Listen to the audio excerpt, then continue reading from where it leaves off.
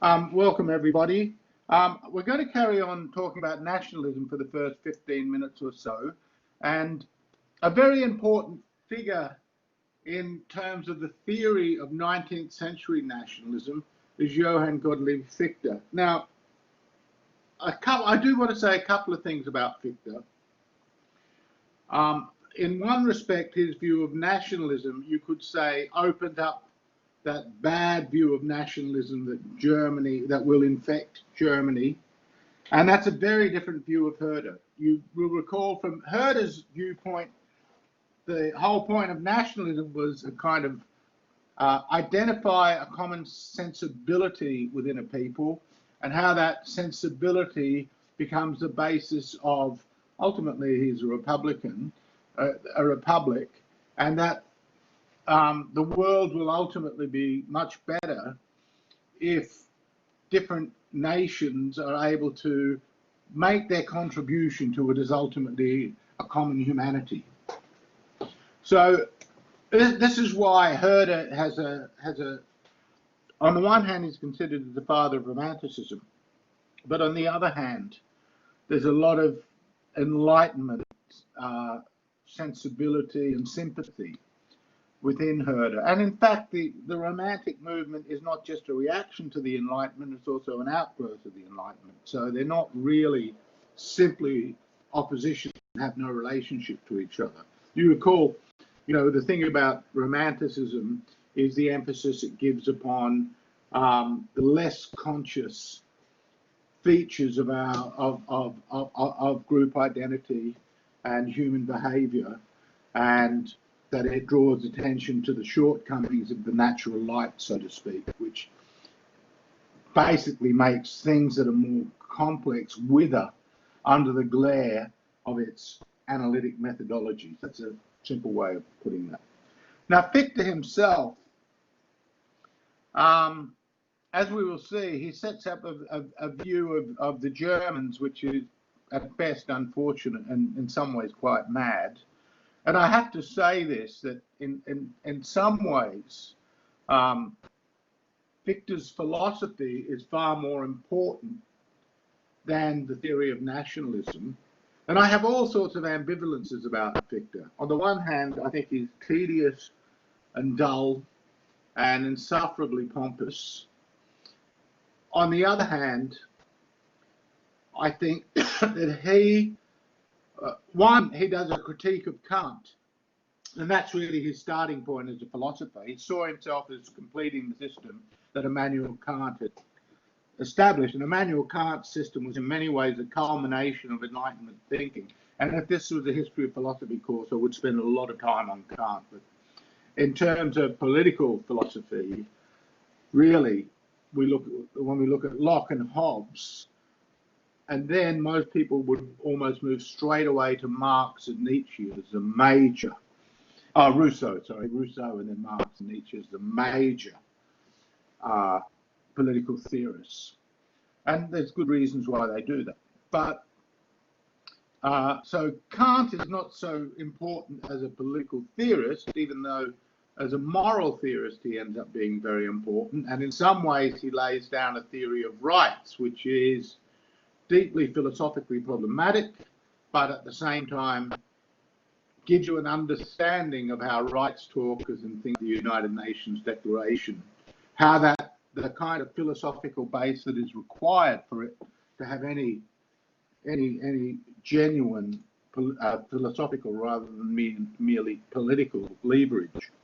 But as I said, I don't want to go into Kant too much. All I will say is that Fichte saw himself as a disciple of Kant. He rightly saw deficiencies in Kant's system. He believed that he had fixed those. Kant was horrified with what Fichte had done and didn't like it at all. But especially given Kant has basically said he solved all the problems of philosophy, so what's there to do after me? You can see why anyone who says, but there's a problem with your philosophy, why they wouldn't particularly like that. Now, I will say this about Fichte.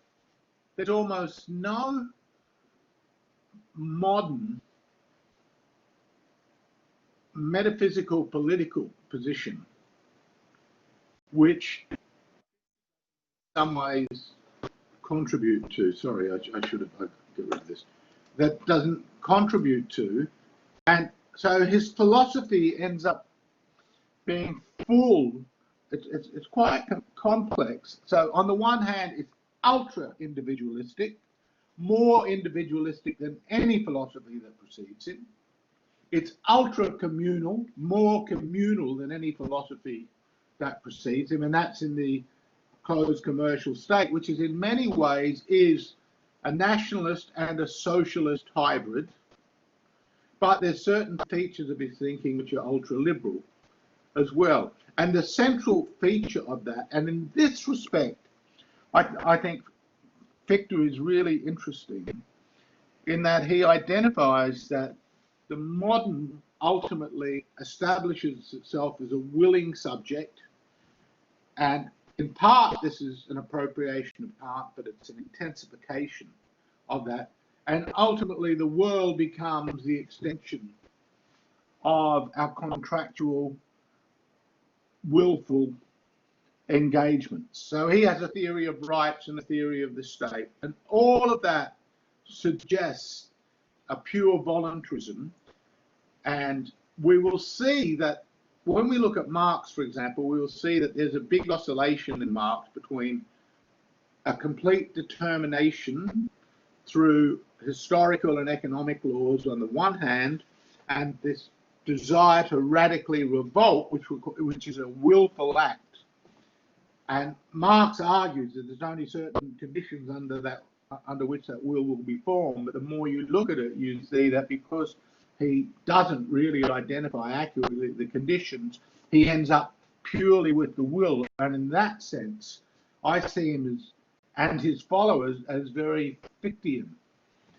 Even though Marx had no time at all for Fichte, I'm not sure how much he knew Fichte. That is, I don't really think he studied Fichte that closely, but I think that they end up in some way, in some places, in a similar space. So I'm just predicating that because in a much longer, if I was giving a series of lectures on Marx, which I'm not, I would want to talk about the Fichtean impact upon the generation of which Marx grew up, or rather the generation that Marx was born into.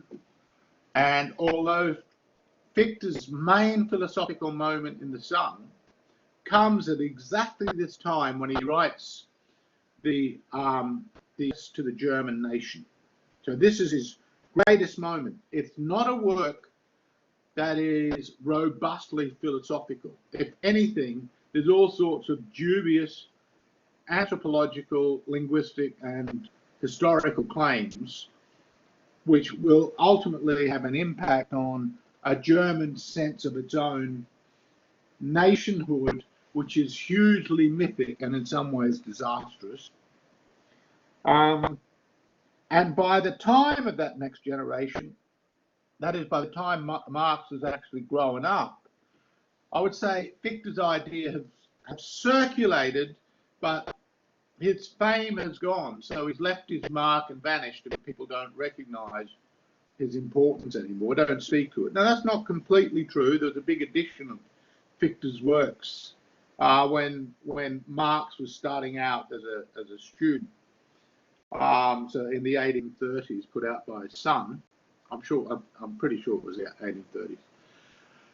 And that was being read by philosophers and some members of the general public. But in the main, as we will see, it was the philosopher Hegel that had the far greater influence, who in many ways took things over from Fichte, but also was trenchantly critical of Fichte. So this is just, I'm setting this up by saying Fichte is in some ways a very important philosopher. This is probably his address to the German nation, and his thoughts about Germanhood were hugely influential, even though they're philosophically very hard to take that seriously or swallow. So I'm giving you an example of a kind of mode of thinking about the nation, which is a million miles away from Herder, which would tended to lay down the way in which Germans mythologized their ancestral nature and their moral importance, and not, as I said, not to good purpose. Okay, now Fichte had supported the French Revolution. He had believed that Napoleon had betrayed the revolution, and you must bear in mind that Germany at this stage was not unified. There was a whole lot of principalities. Prussia was already a strong military state, but France had swept into Germany and had basically conquered it, and under the auspices of spreading the revolution. When really, in fact, what was going on in the Napoleonic Wars is that France, the revolution had created this big war machine. Internally, within France, it was also like a police state in many ways, but externally, it was an army, an expanding army of conquest, wanting to spread the ideals of the revolution, at the same time finding a great deal of resistance from other peoples to those ideas. Some people, like the Poles, for example, they could find a sense of national unity thanks to Napoleon coming in and fighting the Russians. But others, the Spanish, the Russians, obviously, they just saw Napoleon, in terms of ultimately what he became another emperor. So it was a new kind of empire. The other thing about Napoleon I just want to mention there is that, oh yes, that's what I'm saying. A number of other philosophers and thinkers in Germany who had originally celebrated the French Revolution ended up seeing the revolution through its negatives, through the reign of terror, for example. We see this in Hegel. Hegel and Goethe, the great German poet, had seen Napoleon as a world historic figure who was changing the entire destiny of Europe. And in some ways, that is absolutely true. But this was the point that I had wanted to make. As Napoleon's army is expanding, though, it needs a food supply. And in needing a food supply, it's just extracting resources from the very nations it's supposed to be liberating. So this is why, on the one hand, from the Napoleonic point of view and the supporters of Napoleon, we're really continuing everything that's good about the French Revolution against the older established order. But from the point of view of the people on the ground, you're just being rapacious and taking our resources to feed your large army. So that is the context in which Fichte is giving these lectures, and which they're extraordinarily well attended. And as I said, he's become a major celebrity. He had garnered some fame in terms of being seen as a kind of proto-atheist in the way he takes up Kant's view of, he writes a book on the doctrine of revelation, but as a kind of theist position. So as a kind of moral philosophy, but it's not that hard to see that it's so against anything traditional religion. It is really setting the seeds for a new kind of atheism. So that had led to infamy. He had got in a lot of trouble for doing that. The book had actually been banned, but he had got a lectureship in Berlin, and here was his moment in the sun, as I said. So he was, now because Germany was not a nation, he's using this doctrine of nationalism to be nation building. And in fact, that becomes a critical thing about nationalism. You remember me saying that the nation actually precedes the theorizing of it, but nationalism is a conscious, whereas the nation is, unconscious bonds, but nationalism is the attempt to consciously create bonds of solidarity where there are so many obstacles there that the nation is not there. So you want to bring the nation into existence, which is exactly what he wants to do with the German nation. And he does a few things. First of all, he wants to mold a moral type. So the Germans are ultimately going to be this kind of peak moral type. And in part, you could say, yeah, they're peak moral because he's the best philosopher and they followed his philosophy. There's a bit of that in there. He also idealizes the German past, and he talks about the purity of German people, and you can see where that kind of thinking is going to go. The Germans, and he ties this, which again, part of this comes from it's already in the air, and Herder has helped contribute to the idea that a group in its language is so interbound that they tend to form a nation. And as I pointed out last week, that's not always the case by any means.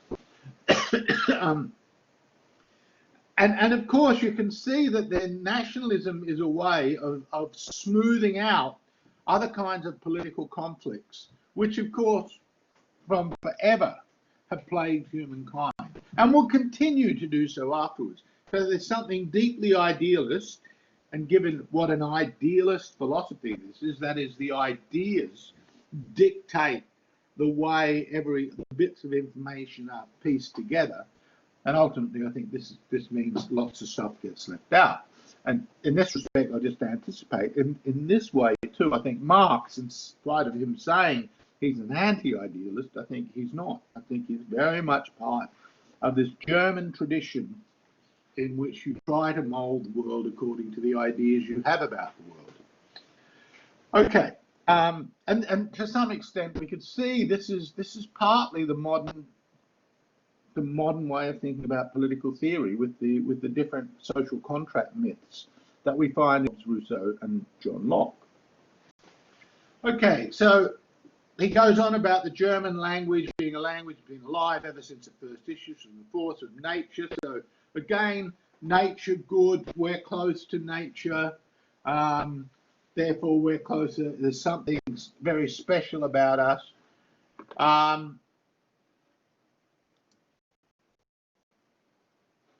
Just a minute, I want it. 1 second, that quote got chopped off. It won't be chopped off when you get, just give me 1 second, I'm really apologise for this. The German speaks a language which has been alive ever since its first issue from the force of nature, whereas the other Teutonic races speak a language which is moving on the surface but only is dead at the root. So, you know, the German, again, slight special thing about the German. All the evils of the German people happen to come from a foreign source. It was only when united with German earnestness and influence that such evils were bound to bring destruction. You get the idea. There's this corruption out there, but because we're so pure and because of things which otherwise would be virtues, these corruptions become intensified. Now, he's not suggesting that the Germans should dictate to the rest of the world in terms of being an imperial power. But he is suggesting, and we'll again see this in Marx, it's quite incredible how this arrogance, that there's something about the German experience and the German intelligence that's so great that it is ultimately has the key to understanding the real. So the German spirit will open up new shafts and bring the light of day into their abysses and hurl up rocky masses of thought out of which ages to come will build their dwelling. You know, we Germans, we're going to be the great intellectual leaders of the world. And up until the First World War, this is still how so many Germans thought of themselves. And one of the big questions that was going around at the time of the First World War was, how can the most educated people in the world be so barbaric? And there were a few writers that said, hang on a minute, I don't think the Germans are half as good as they say they are. Yeah, they've got lots of smarties and they've got good universities, but so what? There's lots of other people who are even smarter than them. But anyway, that I'm just raising them. Whoever believes in stagnation, retrogression, and the round dance of which we spoke, who sets a dead nature, blah, blah, blah, they're not German. Okay, so we see how great Germans are again. Okay, that's all I wanted to say. You can read the bit by Fichte and you will get the idea. And you can see, of course, how why anti-Semitism is going to feed into this. When we look at anti-Semitism in Germany, probably the biggest anti-Semite who was a major intellectual figure was Richard Wagner. But of course, there were others. But in the main, but race theory tends to develop after Fichte's death in a full-blown way. But you can see the thing about how Fichte is talking that would feed into it. The next one I want to briefly mention, and again I've given you readings from him, is Ernest Renan. And Renan had written a famous book on the life of Jesus, so he was a very popular intellectual figure, very much, again, a man of his time. And he ultimately sees, and much closer to Herder really, nations are souls of spiritual principles, products of social capital, historical memory, shared memories. So it's not about race. It's not about race. And given that race is a biological determination, it's quite bizarre that Fichte would go from being such a voluntarist to basically speaking in such biologist terms. But this oscillation, as I said, between scientific, deterministic metaphysics on the one hand and pure voluntarism, that does seem to be not uncommon in the 19th century and indeed to this day in some ways. So man is everything in the formation of the sacred thing which is called a people. Nothing material suffices for it, a nation. So it's a spiritual principle. And it's what Montesquieu called l'esprit, or what the Germans call der Geist. It's the spirit. There's something that is almost ineffable, but you can see it comes out of this romantic movement. Okay, and here I would just say that nationalism as a practice completely dominates the 19th century and ultimately plays a role in sparking off the First World War, because as you'll recall, it was the Serbian separatists in Bosnia that attacked Archduke Ferdinand, which was the occasion for the war. There are many other, if we're to talk about what caused the war, it's very complex, but it certainly is the case. And the Austro-Hungarian Empire, which consisted of all these different ethnic nations, in the main, they had succeeded fairly well in trying to hold things together. But if we go back to the mid-1840s, we see there's a whole sequence of nationalist revolutions, and probably the Greek against the Ottomans in 1822 was one of the model examples of this. So, and then it leads to Italian unification. Germany would become unified under Bismarck. There will be Polish nationalist revolts because Poland has basically been extinguished under Catherine the Great. That's why the support of Napoleon was there, but that didn't endure.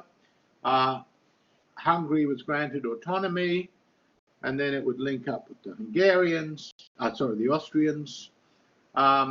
There's the Congress of Berlin, and so there's other states gain independence. Bulgaria becomes independent. As this is happening, there's also starts to be a new kind of race theory. I'm just mentioning this in passing, and I'll come back to it when I talk about the politics of the 20th century. But certainly this pseudo-scientific race theory probably has its foundations in Gobineau's essay on the inequality of the human races. And basically Gobineau has a hierarchy of races. He recognizes that there is intermingling of races, but he basically sees that the Europeans have an obligation to try and lift up the rest of the world. But again, this race theory becomes used in all sorts of ways to crush people and as a modality of domination. And this combination of nationalism and race theory completely takes nationalism in a direction which we can see the seeds of it, as I said, in Fichte. But it's, you know, when you're looking at Renan or Herder, you don't get any sense that this could happen. Okay. I've mentioned that. I just mentioned some things about the 20th century in nationalism, just very briefly to round this up.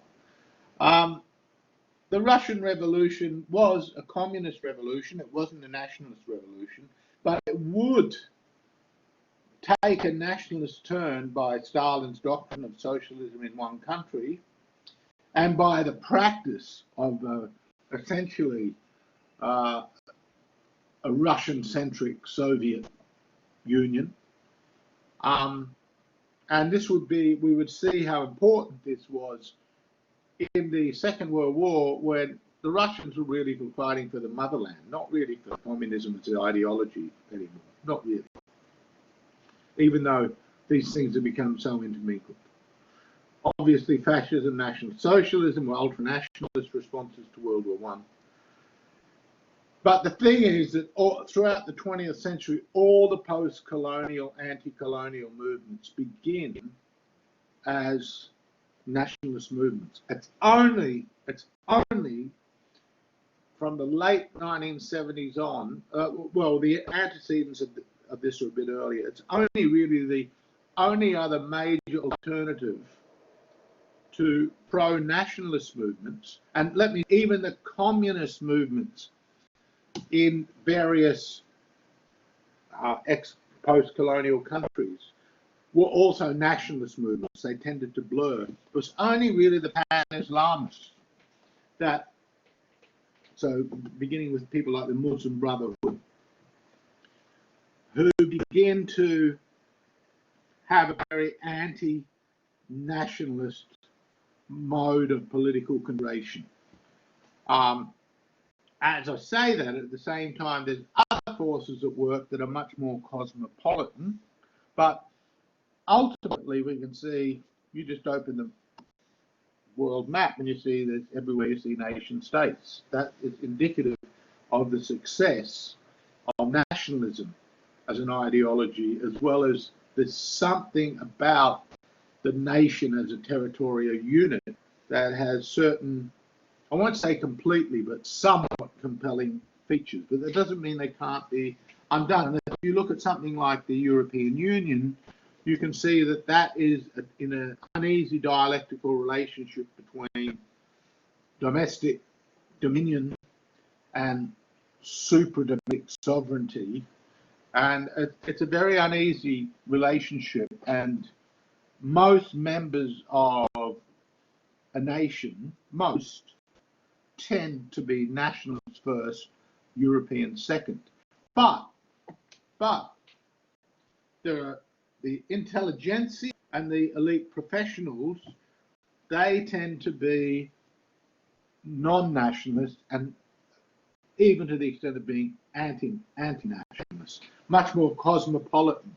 And cosmopolitanism is both consistent with liberalism and Marxism, because both liberalism as a pure economic ideology and Marxism ideologically ultimately bypass the nation. Liberalism in political economy, by the argument that it is the free flow of capital and labour that is the most important contributor to the wealth accumulation or wealth production. And Marxism, by arguing that the nation is basically a mystified modality of consciousness that intrudes upon the reality of classes and class antagonism, and a reality which can only be actualized for the better by the victory of the proletariat class, the industrial working class. I'm going to go into that now. So let's talk about communism. The first thing I want to say is that communism has a long history as an idea. It has no real history as a practice of a long-term sustainable practice where you have division of labour. That's really important. If you want to talk, the closest you might get to it, and in fact this is one reason why the intelligentsia in Russia sided with the peasantry initially before killing them all, or the collectivized farming under Stalin, and also tried earlier under Lenin, was really so brutal to the peasantry. But it was the peasant collectives of land and the village structure of life in Russia was the closest you had to it. But it wasn't like it was a component of the social fabric, not the entirety of the social fabric. And when we get to Marx, we see that communism is meant to be the entirety of the social fabric. Now, we mentioned Plato. Of course, communism, equality, wives, families, and property all held in common is really just seen for the philosopher kings and the guardians, not for the entire society. Thomas More, that date is wrong. That must be another edition. He was dead by 1569, well and truly. Thomas More writes a book on utopia, and the thing that you notice about that book is that it is really, the whole book is built around sympathy towards the terrible conditions, which Marx also writes about in his book Das Kapital, or Capital. The terrible conditions faced by people being thrown out of their traditional lands and villages as private property, new enclaves of private property are being established to create sheep walks and other forms of agrarian commercialization. So you could understand, given Thomas More's sympathy towards them, you might understand that he envisages a society in which that kind of commercial gain is basically being cut out. It's very collectivist, it's very austere, and when you read Utopia, you think, well, who would want to live here?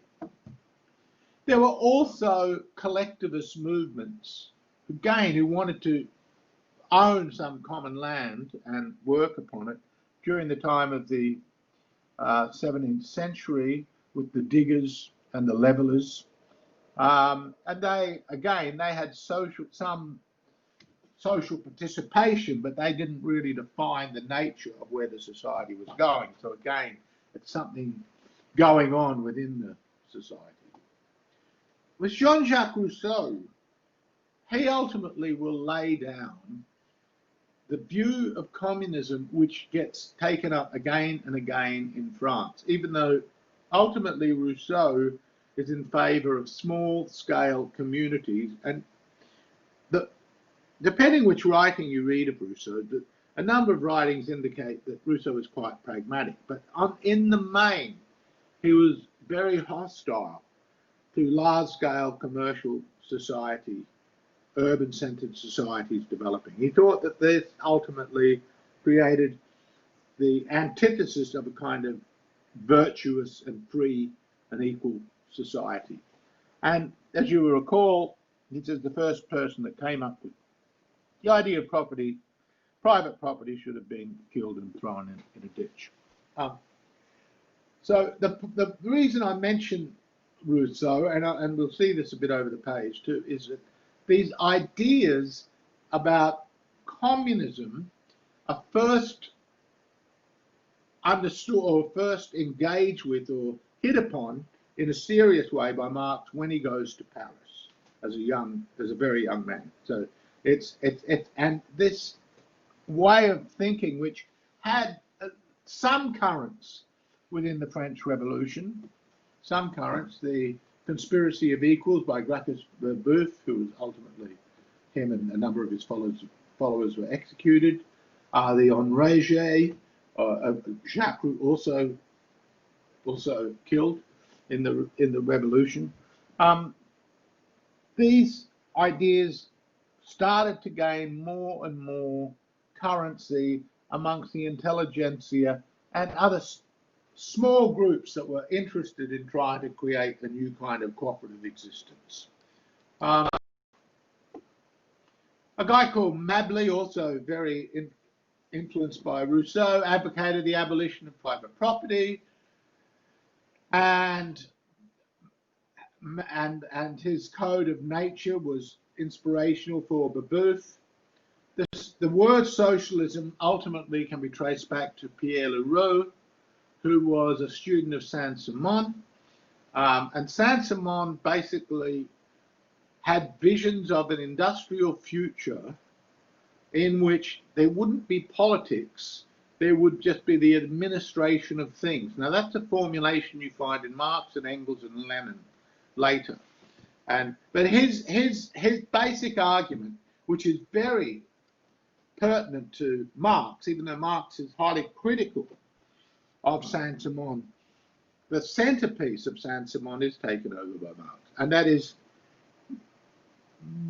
the kind of world we're building where we rely upon technologies and science and industrial processes that make large-scale production possible. You don't need private property for that. This is basically an administrative system. And now there's a lot of bad political economy going on here, and I'll just touch on it. I will touch on it again later with Marx. And the bad political economy is, what is the economic incentive to get one set of resources from A to B to C to D and into someone's personal hands? This is not something that either Saint-Simon, who's basically predicating his view upon a certain commitment of virtue, again, very Rousseauian in this respect, a commitment to a better world, the good behavior of the clever person, the willingness of others to go along with the designs. There's a whole set of psychological assumptions about which I think are historically completely unwarranted. So anything that we think about human behavior on any large scale, there's always going to be a psychological component. And this is where I think so many ideological arguments go wrong.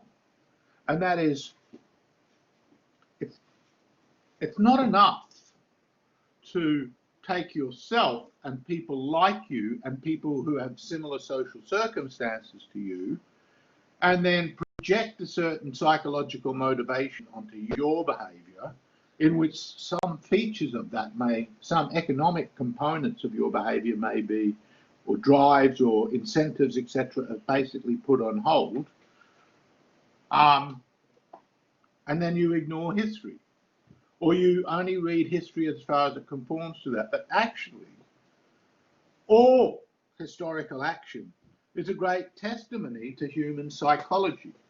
Now, the Rousseauian will argue, yes, but the psychology is being corrupted.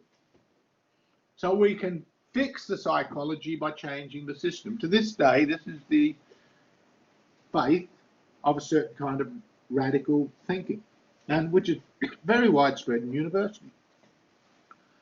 The problem I have with that is a very simple one, and it's an intellectual one. It's not that I don't want to believe that. It's not that I wouldn't wish it were so, but I just cannot believe it. And the reason I cannot believe it is a very simple idea, and it's this. How can a system be psychologically determinant if it isn't? Either, please, be one thing or the other. But somehow, through your active will, see why I said this about Fichte earlier? Because with Fichte, you lift yourself above all this. But then we saw when he comes to talk about races, he sinks back into it. This terrible oscillation. This happens all the time. And the will is a metaphysical principle, as is the idea of the world being a totality of laws. They are metaphysical claims, and they are very philosophical claims, and they're deeply problematic. They're deeply problematic because it suggests that we have a way of getting on top of the will and on top of our laws. And I don't think that's true. I think we have partial insights into the action of the will. We have partial insights into the workings of laws, especially when it comes to talking about human laws, which are much harder to subject to experiment than natural laws. And even then, natural laws, there's all sorts of things we don't know and may never know. To put it bluntly, the world is infinite, whereas we always try to find, with our mind, to impose order, and that order is only possible because of finitude. Okay, so this is the problem. This is the problem, to repeat, is you see something as systemically happening, but somehow you're able to see the system as a whole, and you absolve yourself from being part of that system, which makes no sense at all. Because surely if it's corrupt, you've been corrupted by it. Can the will be pure? Which is exactly why Immanuel Kant looks for a pure will. But if you compare what Immanuel Kant finds in the pure will with Marx, you see there's a lot less in Kant than in Marx. Marx puts everything, and this is the Saint-Simon problem as well. But having said, there's lots of things. In many ways, Saint-Simon is the founder of sociology. He ultimately continues the sentiment expressed by a number of major figures in the French Revolution that they want to eliminate human suffering, or at least the social contribution to human suffering, which might be overcome through better social policy. That's very hard to argue with. In fact, I wouldn't want to argue against that. But the question is, at which point do you move from the very specific things that you've got a policy remedy for, and the vaguer things that end up ultimately requiring a never-ending kind of intervention of state actors on behalf of something so vague, so abstract, that anything can be seen as contributing to human suffering. And in fact, a million different things can make you suffer. A zillion different things can make you suffer. A harsh word can make you suffer. The rebuke of a lover can make you suffer. A misunderstanding, and on and on and on. Then you realise, well, have to be very careful about what kinds of suffering you're going to have the state deal with, and its efficacy in being able to deal with that. Okay, back to Saint-Simon. He had been involved in the French Revolution. He'd been born with the title, renounced it. He ended up living in great poverty. At different times he had benefactors. At other times he had made some money and then lost it.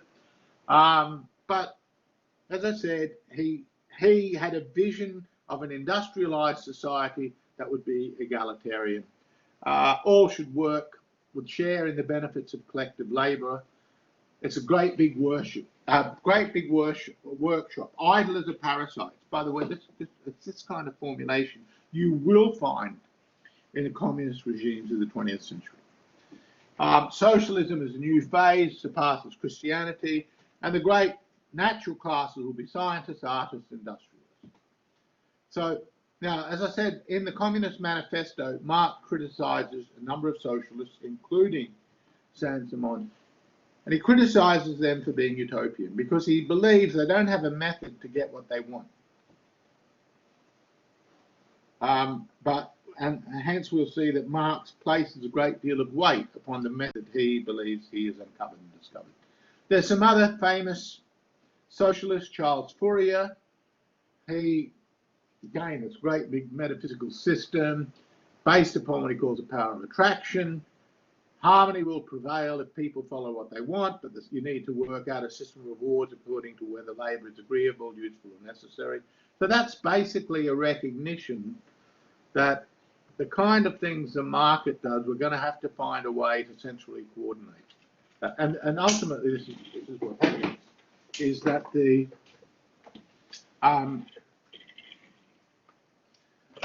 sorry, someone's just come in. Basically, what has happened, Basically what happens is that there is going to be an issue around sending out a signal to select resources and labour power into certain areas, and how do you do that? And in practice, the only two mechanisms that the human race has been able to come up with on a large scale, as opposed to cottage industry or family labour, is the state or the market. And so it's not surprising, as we will mention, if you are going to eliminate the market, which is ultimately what Karl Marx calls for, because you eliminate private investment, and in eliminating private investment, then what does that leave? Now you can say the people, but what is the people? We saw in the French Revolution, when we mentioned that the counter concept is the people is to the enemy of the people.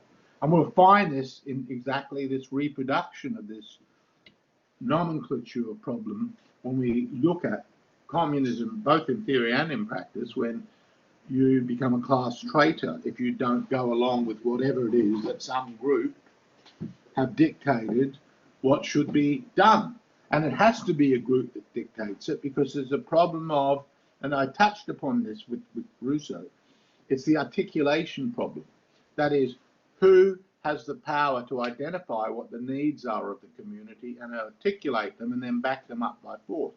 This is why you will recall me saying Gaetano's Moscow's work on the ruling elite is so important, because he's very conscious of this problem, whereas it tends to, the socialists ignore it.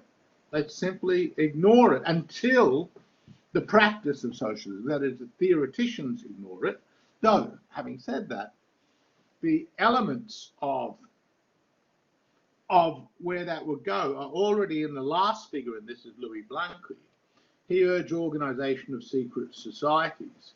So he recognised, and Lenin would follow Blanqui in this respect, and this is also commonplace. Well, what was happening in Russia with the populist and communist movements there, there was an anarchist movements there. There was this gathering and formation of these secret societies. But each secret society was bound by very strict rules, and they would have to be imposed upon anyone that was a member. So again, you're seeing elite formation is intrinsic to the politicization. And that's because you cannot have politics without some elite. It just doesn't, you just don't have it. You can have a theory that you won't have it, which the anarchists have, but you have no historical example of any long, durable, sustainable example. And again, the argument becomes an ideological one. Oh, that's because the system is corrupt, but we could do it. If it's never been done before, why do you think you could do it?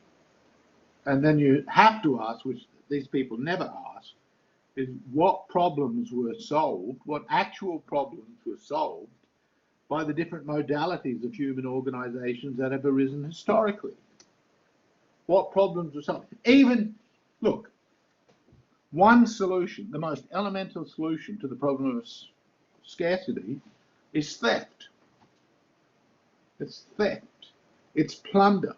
It's exploitation. That is a solution. It's not a moral solution, but it's a solution. And that is a common solution wherever you find, and you find it wherever you find groups of people of a certain scale in resource competition with other sizable scaled groups of people. Cities, empires, and invariably in conflict, and mostly that's also true of tribes and chieftains as far as we can tell. There may be examples of people being able to avoid that conflict, of being able to, but that's usually a small group. Now this is the 19th century. So now you've got the beginning of the Industrial Revolution. What is interesting is that this theory is developed at the time of the Industrial Revolution. And in part, there's a moral dimension to this, because a lot of what's happening with the industrialization is really cruel. It's really harsh. The conditions are very bad. And all of this was being observed not simply by Marx or other communists, but a lot of Marx's writings notes or ideas for capital are drawn from the British government's own observation about what was happening in industry and attempts to try and remedy it. That is, the state itself was seeing that there's a serious set of problems that accompany industrialization. So the question becomes, how do we fix this? Now, going back to the utopians, if we look at Robert Owen, there's a small attempt in Lanark in Scotland, but it doesn't last very long. So there's all these experiments are really failing. The exceptional case here is, I think, Louis Blanc. Of all these people, he's a political actor and activist. He's certainly wanting greater socialization of the means of production, but he understands that what we're really talking about is national entrepreneurial ownership. So I think he's much more in keeping with the trajectory of where the welfare state will ultimately go. And in many ways, what develops at the latter part of the 19th century, even in conservative Germany, where Bismarck is unifying Germany, trying to protect the older order from the gains, increasing gains. So this is in the 1870s I'm talking about. He recognizes the only way to deal with this is ultimately to provide state insurance for workers. So this develops not out of the theory, even if the theory may have bonded people together to try and reach a certain target. But you didn't need, ultimately in Germany, you don't have democracy, but you have a certain socialization process that's being built into the system. And this will gradually happen through the 19th and early 20th century and create the welfare state. And when Marx writes the Communist Manifesto, he doesn't think that that's remotely possible. And towards the end of his life, and even more so towards the life of Friedrich Engels, his collaborator, and I'll talk about the two of them in a moment, he recognizes that, well, some things, maybe it is possible that working class parties will participate in parliament and they'll get a lot of things they want, but they wouldn't get the ultimate thing that Marx and Engels wanted. The question is, would anybody ever get them? And the answer to that simply is, well, no communist ever got that. Coming back to Louis Blanc for a moment. So he was a member of the provisional government.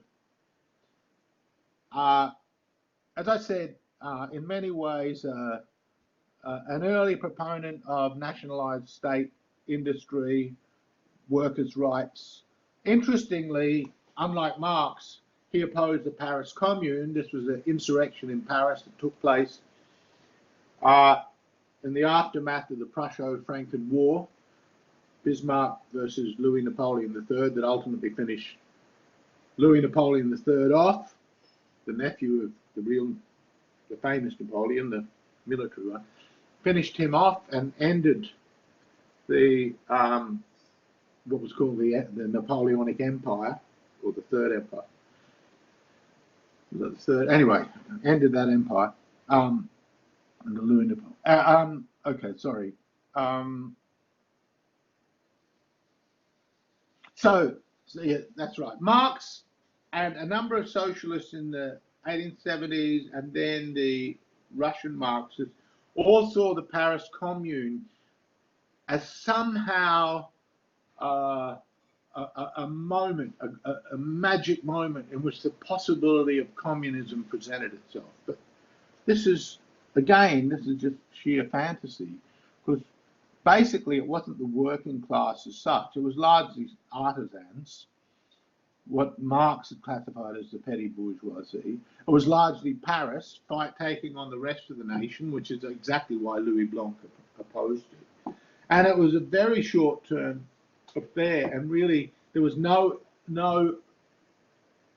opportunity. They were crushed, and brutally so. I'm not defending how they were crushed. It was terrible, but nevertheless they were brutally crushed before any of the problems that have to be resolved by communism were actually played out. So it was a mythic moment. Okay, I'm going to talk now about Karl Marx and Friedrich Engels. The first thing I want to say is that neither of them, ultimately they have a theory that is all based upon the emancipation of the industrial working class, and that the theory is that the industrial working class become the emancipators of the entirety of humanity. Neither are members of that class. In this respect, what I think really becomes identifiably a problem that's rarely touched upon, but I think it's a major problem, that steps into focus or comes into focus with Rousseau, is the problem of the disjuncture between representation and what is represented, and who is represented. And I say it comes into focus with Rousseau because you remember all those paradoxes about Rousseau, and I'll just mention one. Rousseau becomes a spokesperson on behalf of the education of children, but he himself offers up all his children, or gives away to all his children to an orphanage. So what you say, and on whose behalf you speak, but who you actually are, there's this disjuncture. Now, if you're dealing in ideas, it's very easily to make that disjuncture, because it's words, words, words.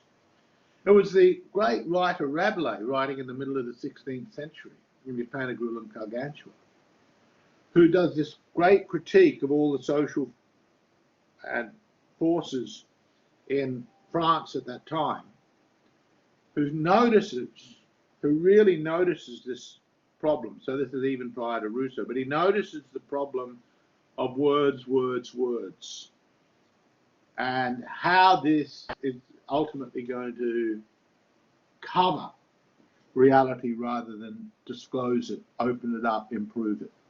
Now, I'm reading a bit into Rabelais and saying that, but I think. So, not only Marx, not only are they not members of the industrial working class, but they are leading figures in what will become the Internationale, which is meant to be a workers' organisation.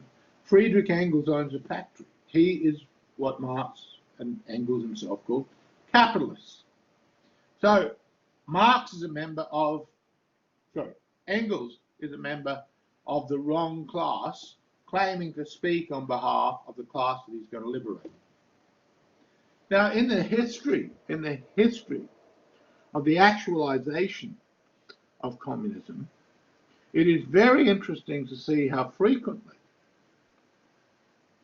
philanthropists, capitalists, have contributed large sums of money to communists.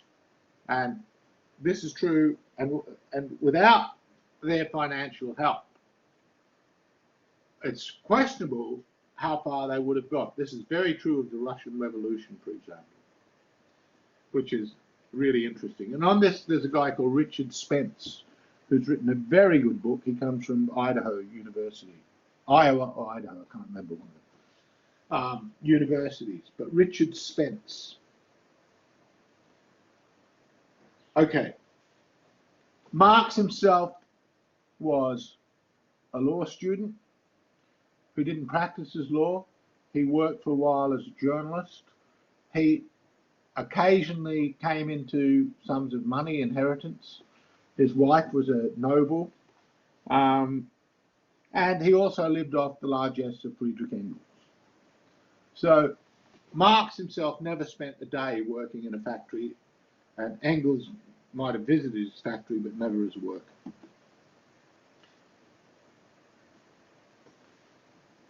Why I think this is important, this representation problem, as I said, is important, is because ultimately, as we will see, what Marx and Engels do is position themselves as educators about what needs to be done. And this we will see becomes the ultimate fate of Marxism. And the only place Marxism is genuinely living today, with a few isolated exceptions, some Maoists in India or whatever, but the only place it's really living as a living ideology.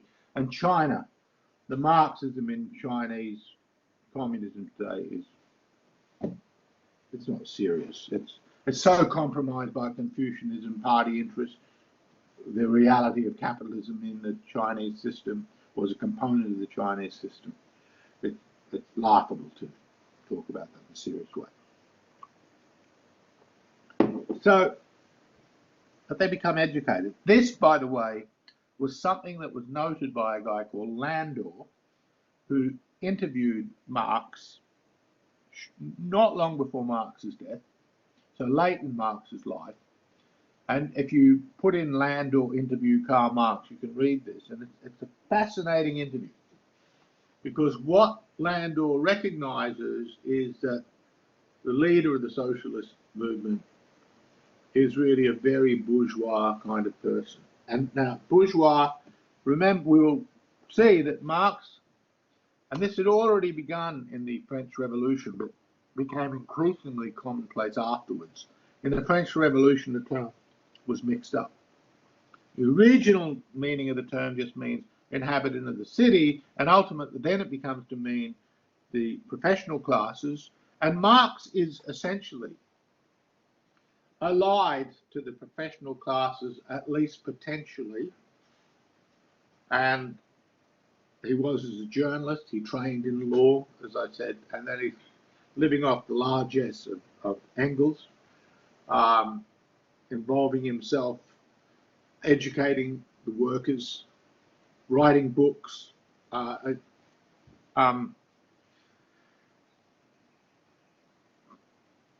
their job is to ultimately lead and to get other people to instantiate the world of which they have a vision.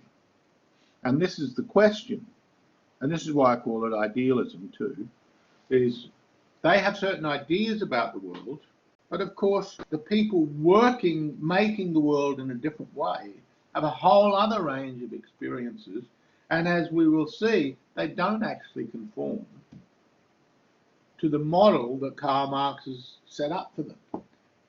And why should they conform to him? And how would he know they would? Because he's not daily participating in that world making. He's outside it. He's outside it, and he's only interested, and here's the rub, he's only interested in certain features that will ultimately fit the goal. So from the beginning of when Marx becomes seriously Marx, he ultimately has a solution. He has an answer. And the information then he goes trawling through in his readings, or trawling through, historically, and is ultimately what fits the theory. And this is all laid out in the various books of Marx. I'll just briefly run through them. There's a Communist Manifesto, short, and at the time it was written, it's more like a political pamphlet, a long political pamphlet. It has one of the greatest opening lines in the history of political thought: "A spectre is haunting Europe." It was a very small spectre at that time, because outside of France and a handful of Germans, there was only a handful of communists. And the communists, as Marx saw them, didn't want to be identified with the Saint-Simonists or the Fourierists or the others, or Pierre Proudhon, who I'd mentioned, who I put over the previous page. I just should have mentioned that Pierre Proudhon basically saw the solution to France's problems was an agrarian solution, and France was predominantly agrarian, by everyone getting small plots of land that they could work. The problem is, what do you do about inheritance and the infinite splitting of land? Who carves up the land when that gets all out of kilter? It's a very simplistic answer to a really deep social problem. He then spent his life working upon a work which came to 3 volumes, but only one of which was published in his lifetime, and he never finished the other 2 volumes.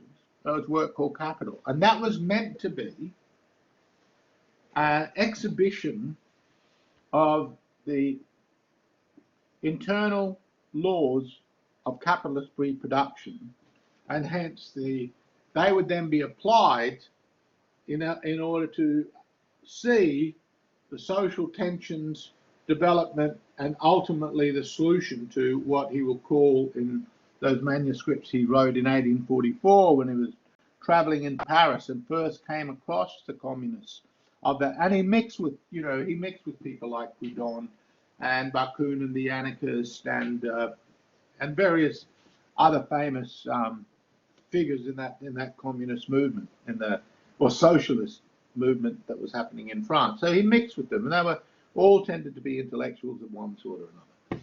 So Capital, but he never completed Capital. And Garth Stedman Jones makes a very, he had been a Marxist for quite a long time, and then he became a follower of what we call postmodernism, which I'll touch on in the last lecture. But he had been really a Marxist for years. And he ultimately comes to the conclusion, in his biography on Karl Marx, that Marx couldn't complete it, and he gave up on it. It is true, and as he points out, when Russians writing in the 1870s write to him and saying, look, your theory says A, B, and C, but this is the situation in Russia. Do you think, we can have a communist revolution? He says yes. And if you read Capital, which is meant to be what he loves this term, iron law of capital, he lays them down. He positions himself like at different times, he likens himself to a physicist, a chemist, and a biologist. So he sees himself as a kind of natural scientist. He believes that he identifies, as we'll see, the key to the nature of capitalist production. And within that key, or within that work, he tries to explain the future of capitalist society and why all societies will ultimately be capitalist and why they will all turn into communism.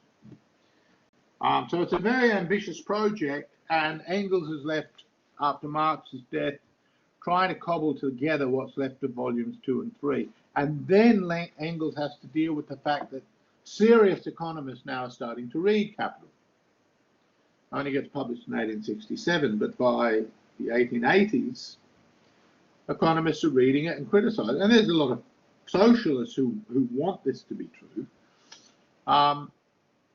And Engels really, I feel very sorry for him. Engels was a very decent and honourable man in a million ways, but like Marx, he believed he ultimately understood the workings of history, which I think is insane. No one does. It's too complicated. But you'll find others who are sure they're smart enough to do that. Well, good on them. But all I can tell you is when we look at this, we see a whole set of problems. If you can look at it dispassionately and not agree with Marx that either you're in favour of capitalism, hooray, hooray, hooray, or communism, hooray, hooray, hooray. Honestly, I think that's pathetic. I think that's really pathetic, and so many academics do that. I think they're pathetic. There you go.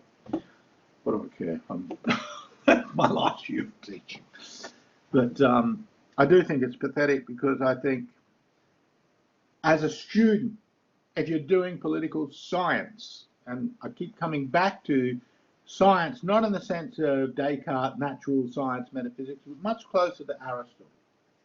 A kind of an attempt to gain knowledge about what is peculiarly political, and using comparison to try and get some yardstick to see things without having an ideal that's in your head but which has never been played out. If you do that, then you can't help but see, and we'll see the same when we get to Nietzsche, because Nietzsche is the other great figure of the 19th century. In some ways, I think their legacy has been just terrible. So they have certain insights, great. But when simply they become a new faith to fill the void of the disappearance of religion in public life, they do a lot of damage because ultimately they're making truth claims that simply are not true. But there's all sorts of people that believe it to be true who stake their careers and livelihoods upon a faith that they have. And they argue, and they're very doctrinal, and they get very angry, and much angrier than I'm getting, And I grew up with this. I really grew up with it. It was very much a part of the university life. And all I can say is that like they weren't really self-critical in any way, shape, or form. They thought by criticizing something else, that is society, capitalism, that they had done their work. No, because again, ultimately, I'll come back to, I think there's so many economic mistakes in Marx because there's some founding moves that are just crazy, in my opinion. No, not my opinion. They are just, for anyone who's economically genuinely literate and who asks certain questions. Some people can be economically literate, not ask questions, and therefore the value of their economic work is really questionable. Because ultimately, economics, like any discipline, is a body of responses that have been thought through, argued through, methodologically examined to questions. It's the questions that are all important. And the driving question of economics and political economy is how are resources, including a human resource, what Marx called labour power, how is that activated? How is that activated? And this is why I said that point about psychology. And I think ultimately Marx's vision is based upon a very naive psychology, which he actually spells out. I'll mention it here. I don't think I'll mention it later. I do go into it in a bit more detail in the lecture I give on the Russian Revolution, but I'll just mention it here. That is, it's notes that he wrote in 1844. So at this stage he's 26 or something, 25, 26. And on James Mill, the economist. And in there, he provides the only answer to this question of what is the motivation of this communal engagement, of this new kind of community. Not the older archaic types of community, which we can find out, we can read off the motivation from their actualization, as I said. So what would be the motivation? And the answers, in seeing that I've done something for you, I've done something for myself. Some people have said Marxism is a Christian heresy, and I think that particular passage, if you go and look it up, is really a kind of post-Christian Christian sentiments that the defect is that it is assuming that people will act that way. Maybe some will, and obviously as educators they think that they can get everybody to act that way, but I don't think psychology is so pliable, at least without a certain cost. And then we have to talk about the cost of the application, the cost of the will of the subject, the cost, and that's an economics constantly is dealing with opportunity cost, the cost of taking this way rather than that way, of making a human believe this rather than that, and they are very big costs indeed. Okay, so it's predicated upon a psychology, but when it comes to writing Capital, we will see he doesn't actually rest his argument upon a psychology there at all. But there has to be a psychology there. So that's why I go and fishing for it, because he doesn't provide it. He gives you a more structural answer, as if human beings were simply bearers of their class position, but not in any way thinking creatures who divided amongst themselves. And we'll see also the division of labour, which is in the 1844 manuscripts, Marx sees the division of labour as the problem.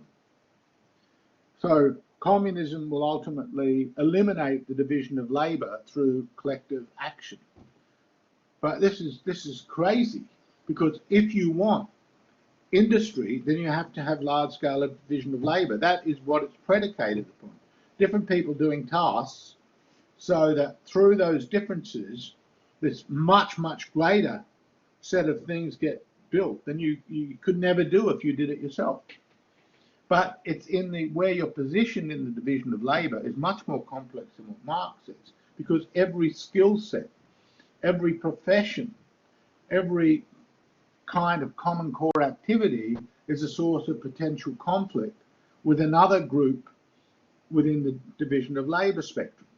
Now we can see that there's some big contestations, and we'll talk about capital and labour as a potentially and frequent contesting set of vectors. That's true. But we'll see the problem is that capital itself is caught up in contestations, and labour is itself caught up in contestations, not to mention other classes, which Marx, in the class struggle in France and going down his books again in the 18th Brumaire of Napoleon, he does talk about them. They're his best works as works of contemporary history. In some ways, they're great works. We really see he's smart. The analysis is great, but they're marred by one thing, and that is that Marx has brought in his own solution to his analysis, and that distorts everything because he believes he knows exactly what they should do, what they shouldn't do, what their mistakes were, and of course that if they had followed him, we would get the communist society that he wanted, instead of the communist society that we know came out of the experience of the attempts in Russia and China and other places, the attempts to get them. And of course, some people will say, well, Marx didn't want that. Of course he didn't want it. Of course he didn't want that. But he couldn't get what he wanted. How would you get what you want if it's only in the will, if it's just a set of ideas? Reality, human reality, is a bunch of human responses to circumstances. So it's the responses that are intrinsic to the reality, and any theory has to be smart enough to factor in the potential responses, and I won't get them all, but a good theory will be pretty comprehensive. In fact, the better the comprehensiveness, the better the theory of what kind of responsiveness there will be. And then what will come out of that responsiveness. And this gets very complicated. You've got to try and be predicting the future. Marx ultimately treats this like a mathematical formula. It's political rationalism, and this is seriously a problem. And all the way through his work, there is this problem of what I call political rationalism, or what I also called idealism. It's like you put the ideas in a row, and then they all end up coming out a certain way. You think that's the answer, instead of looking more closely at things to test it. He never tests his theory. It's never tested. When people would criticize Marx, he would respond by bullying, which has been the go-to position of really that tradition. It's a very unfortunate tradition. The way and this is entered into all sorts of doctrinal positions adopted by university people in the humanities today. Is you just persecute someone that doesn't see the way you see things, and it doesn't agree with you. But I would use a Marxist one thing from Marx and say that one thing that he does do, which is very valuable, but he didn't do it enough. The one thing he does do is, because he's read political economy, and I think political economy is a really important discipline, and there were precursors of Marx writing political economy who were very, very interesting.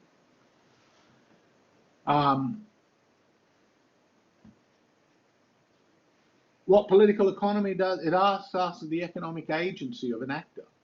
So where do you fit in an economic matrix of what the system is? You may not understand the whole system, but you certainly understand enough features of it to see who's paying your money, who's paying the piper, so to speak. So who is paying whom, and in what way does that employment, that economic bond to what one does, to your skill set, to the narratives that you propose, how is there a fit there?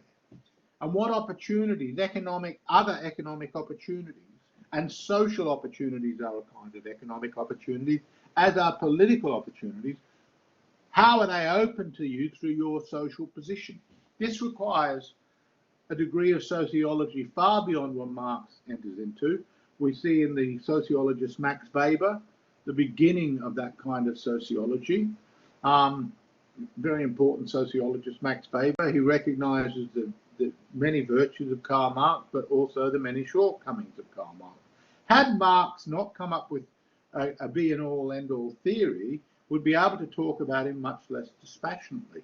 But because he came up with a theory that ultimately did feed into a social and political practice that was a complete disaster, every bit, in fact, in terms of deaths, that was massively unnecessary. It's incredible that Marx gets a free card where the Nazis are all, everyone knows what's stupid and bad about Nazism. It is stupid, it is bad. Race theory is about as dumb as you can get.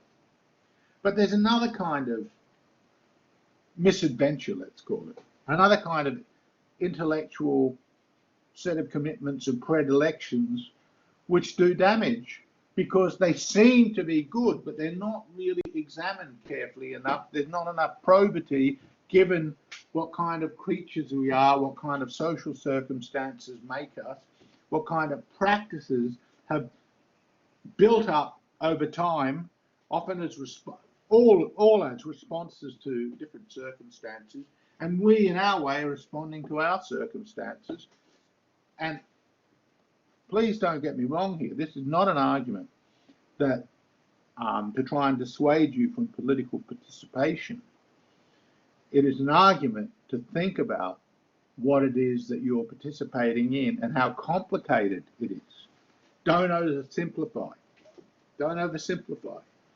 Understand what kind of goods you're working towards, hoping to get, but also how you do that and the kind of responses. And this is, as I said, where Marx doesn't really do it.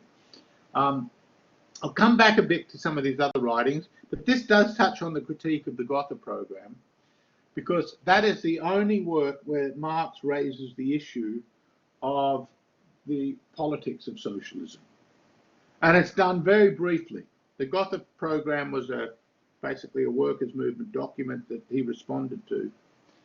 And it was basically a program dressed up in moral language, and Marx insists that moral language is just bourgeois, pro-capitalist, that moral language ultimately doesn't enable you to get to the roots and realities of things which are driven by class interests. And then when it comes to, but how do we make decisions?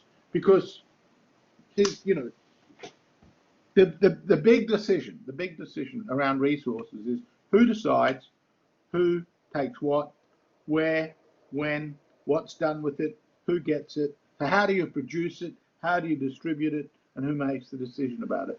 And we know that the answer that the human race have come up with through the market, which is generally more efficient, but not always and not completely. So it's been the market plus the state has been the answer to that. It's been two things.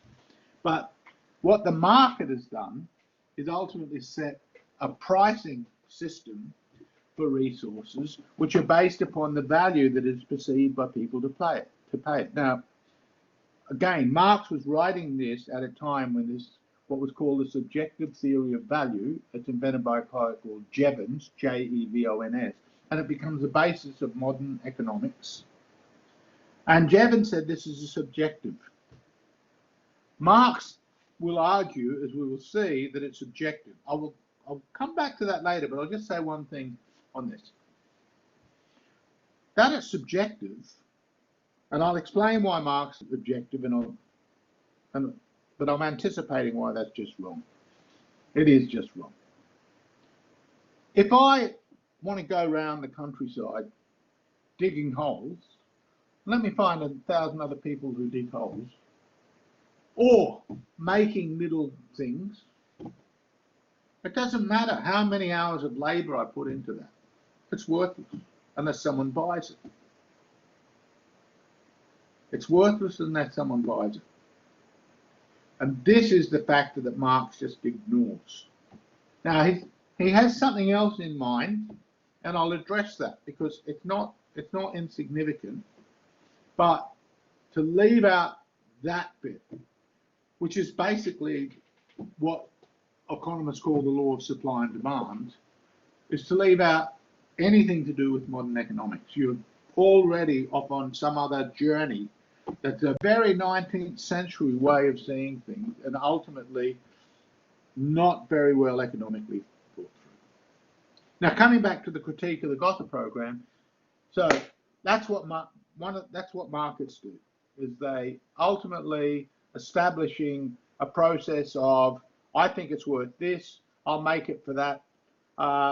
If I think that I can get more people to evaluate it at this, obviously I'm going to factor in how much it costs for me to make it. And this is the point that Marx was thinking more on the production side of what goes into making it. That is obviously going to make a part, but only to the extent that I think it's worth doing in the first place. So now we're back with the subjectivity problem that Marx doesn't do enough on.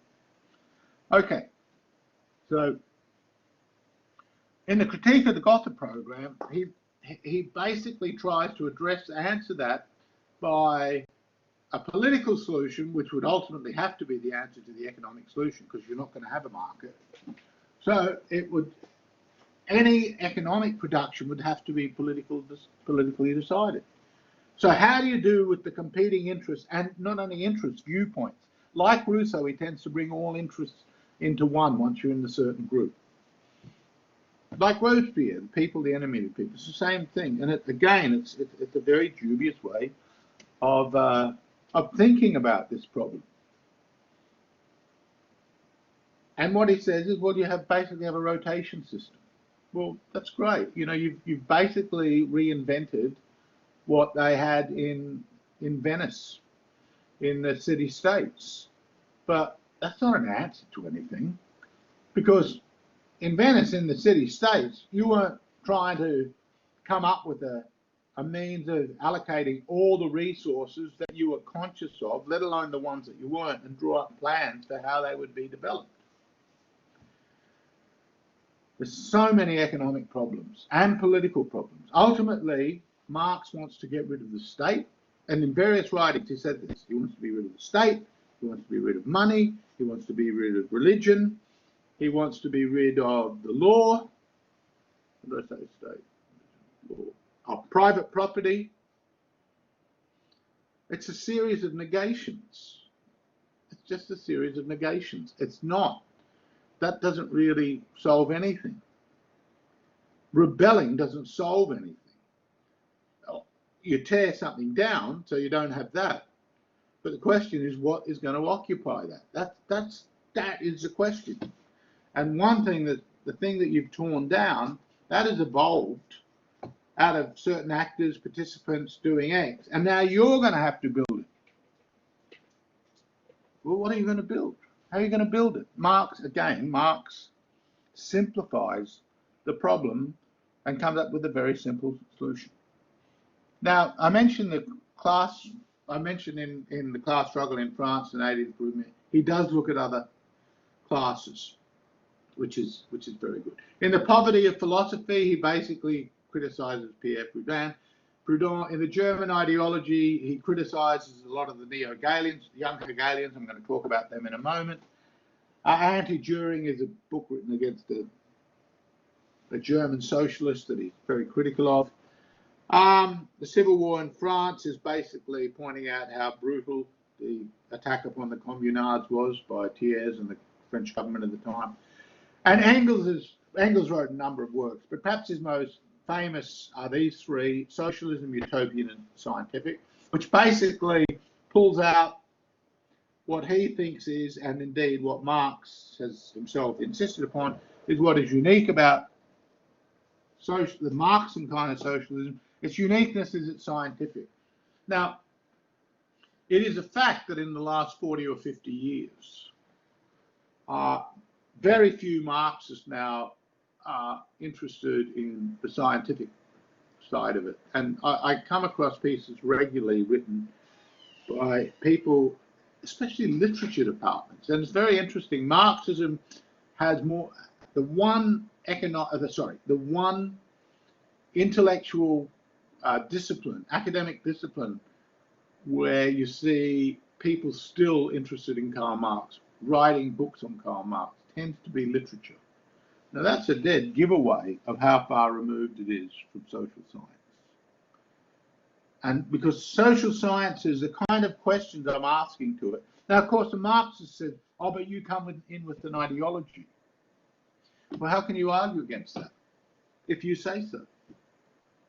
But that means you know all the ideologies that there are, and so you're able to dismiss anyone who raises a criticism because it doesn't conform to your ideology. So that just means that every answer about a social question can be broken down into the variation on Robespierre, the people, the goodies and the baddies, the enemies of the people.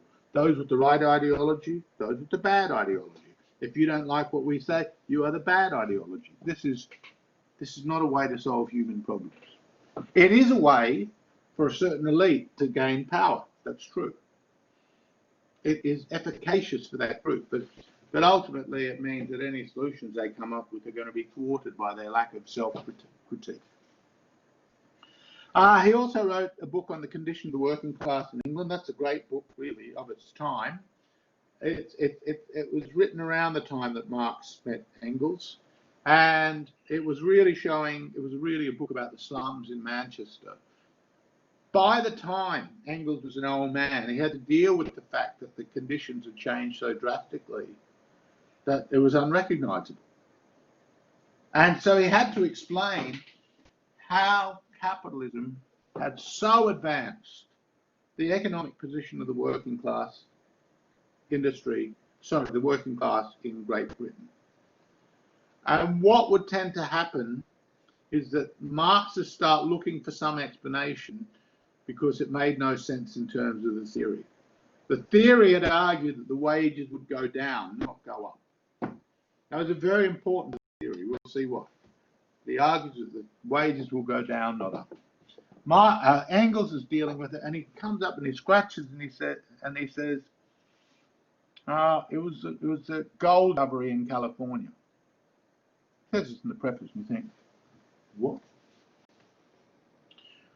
That's just sheerly crazy.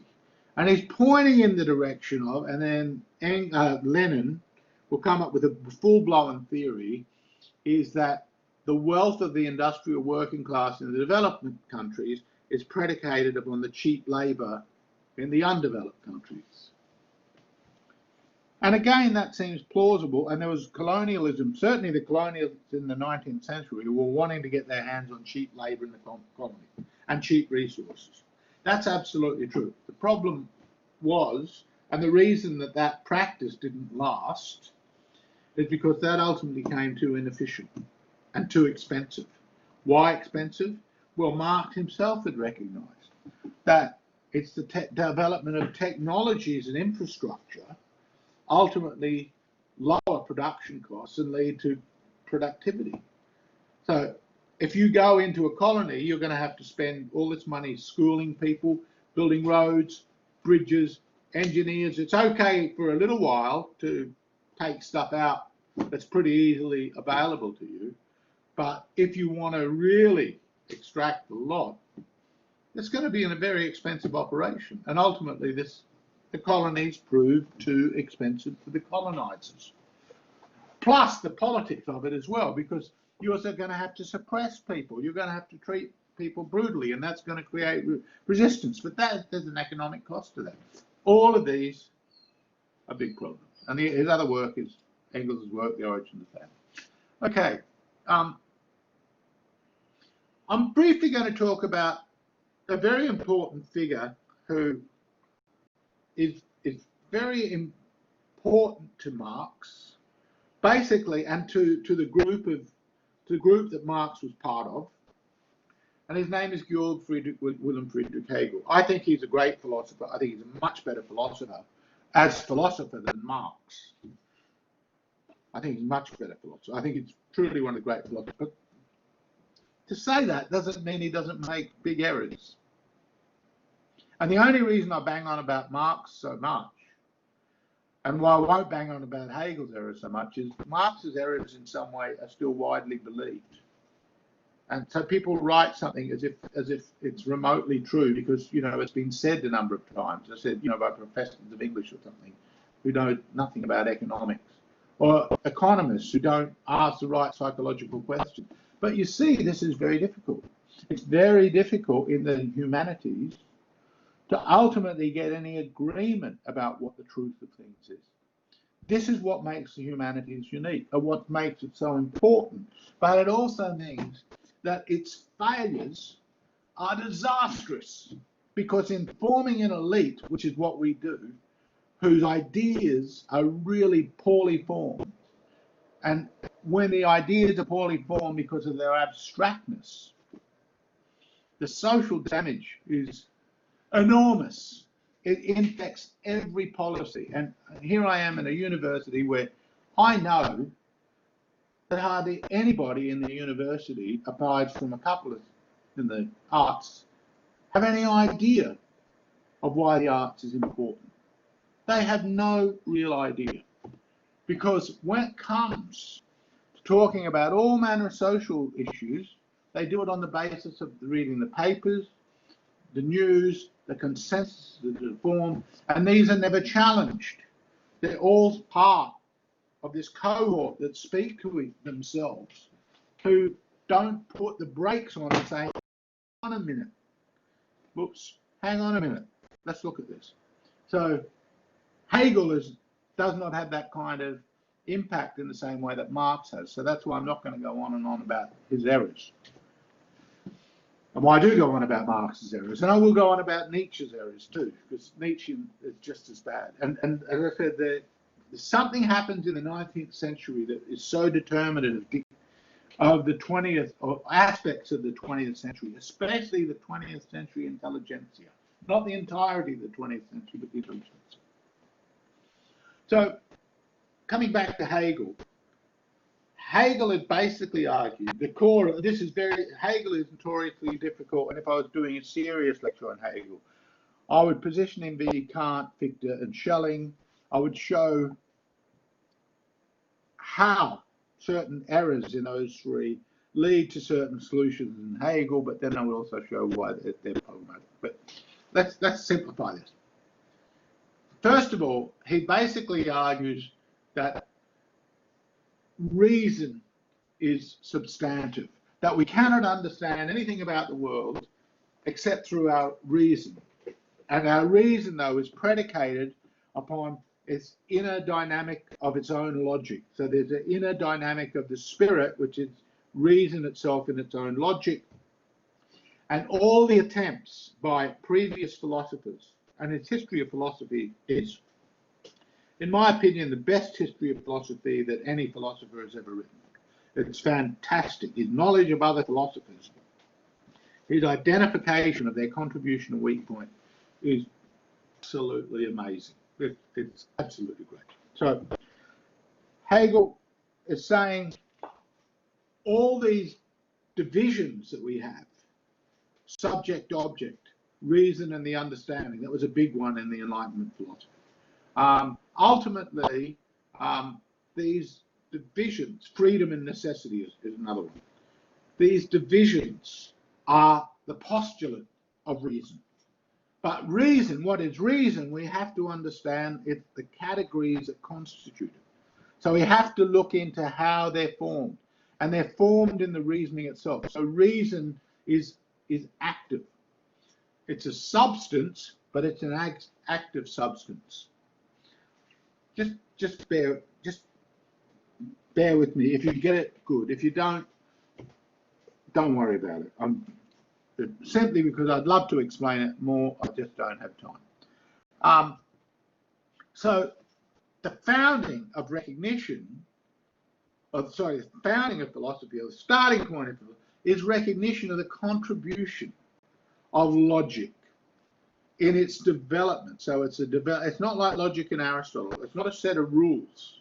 It's actually a conceptual coherence that is genetically formed, and then as that forms, different content is drawn into it. And that content is the world and our participation in the world itself.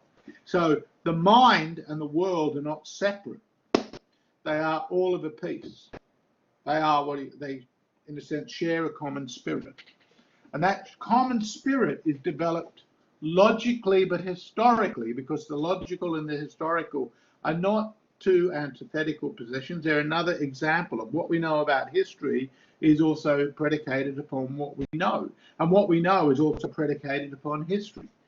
So and there's a lot of truth in that. So history reflects the powers intrinsic to the mind, and that powers of the mind are seen by Hegel as the development of reason itself, but reason in its freedom to be itself.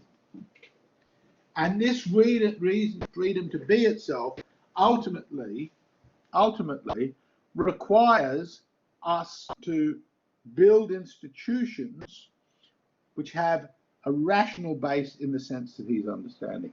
Not rational in the sense of the Enlightenment figures. And this is going to be a really important thing, right?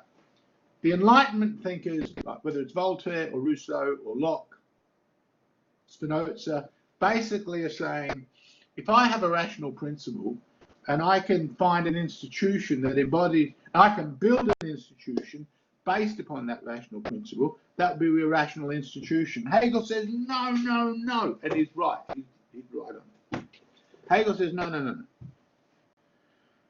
What you're forgetting is that you yourself, who coming up with these reasons, are also part of a whole historical institutional sequence and development and adaptation. So ultimately, what we're really looking for is, what are the institutions we have? Here there's a lot of Montesquieu, and he loved Montesquieu, by the way. Here's a lot of Montesquieu and Hegel. The institutions we have are actually what has been played out over time rationally. Now, neither conflict and reason in this sense aren't necessarily in opposition. Conflict may be a way in which the rationality of a process is established. And for Hegel, the French Revolution was a perfect example of that. Now, I'm not saying his view of the French Revolution is terribly sophisticated. It's not. It's very schematic, but he's onto something. I would never read, as I said, if you think you know the French Revolution by reading Hegel's account of it in the philosophy of history, then you're wrong. You're not getting it at all. But he is saying that ultimately conflict can be the way in which the negative, and he sees this dialectic, what he calls it, this relationship between what is created and what is destroyed, what has to be negated for something to be created to exist.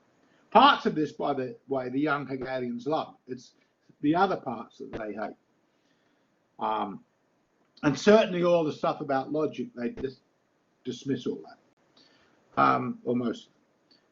So in this dialectic, we have the freedom that we have is consistent only insofar as we have an institutional outlet for our needs, our compromises, our drives, our ideas about what is right. So in a sense, freedom has to be incarnated. It has to be actualized. And we have to be, and here's the bit where it becomes very conservative, we have to be reconciled with the institutions that ultimately are part and parcel of our social being, our existence, and hence what is necessary and what is free become one and the same. So our institutions, and put it another way, I'll come back to what is very hostile to is that Enlightenment view that you can take yourself out of your institutions, judge them completely, and then rebuild from scratch. So the family is bad, for example, because the family is an institution which, by the way, all the socialists wanted to get rid of the family. But anyway, the family is bad because it is not voluntary enough, it's not based upon freedom enough, and therefore we can come up with some better way to relate to each other, and that we can dismiss the family. That was, as I said, a very common socialist view that comes out of the Enlightenment way of putting itself above institution. Hegel says, no. There may be dysfunctional families, but ultimately the families evolve because of a reason. And until they have really played themselves out, they're still going to be necessary. And Hegel doesn't for a moment think that they've played themselves out. Now, so Hegel basically developed this, and his major works were the Phenomenology of Spirit, Philosophy of Right. Anyway, you can read those there. Marx read some Hegel. The older he got, by the way, the more nostalgic he became about how much he liked Hegel. And the same was true of Engels. You can see this, they're writing with each other. They start to reminisce very fondly. But when they were younger, they're extremely critical of Hegel. And in part, the group that they hung out with, and they were basically a bunch of students, ex-students, hanging out together, or journalists, people wanting to make a name for themselves, hanging out in pubs, all solving the problems of the world. Really a bunch of young kid know-alls, you know. They've read a bit, they're pretty smart for their time. One of the problems they faced, which to me kind of confirms their Hegelian position, is they couldn't get, they had no future in the universities.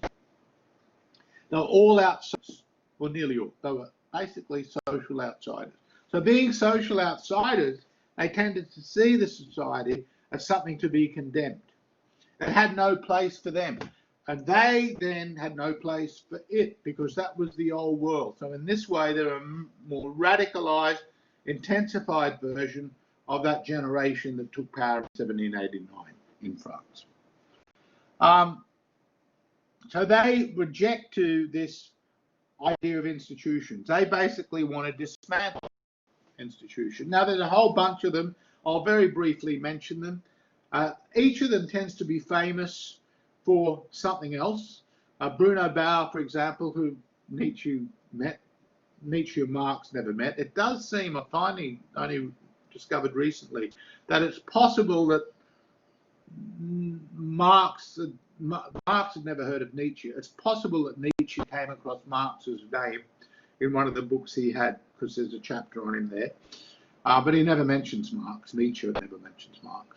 But he did know Bruno Bauer, and he was pretty chuffed with the fact that he knew this guy, because Bruno Bauer was pretty famous in his day. Basically, Bauer wanted to criticize, we saw religion as the problem. Let's get rid of religion. And he basically argues that all the tools for getting rid of religion are in Hegel, and Hegel was really an atheist. And that's a complicated question.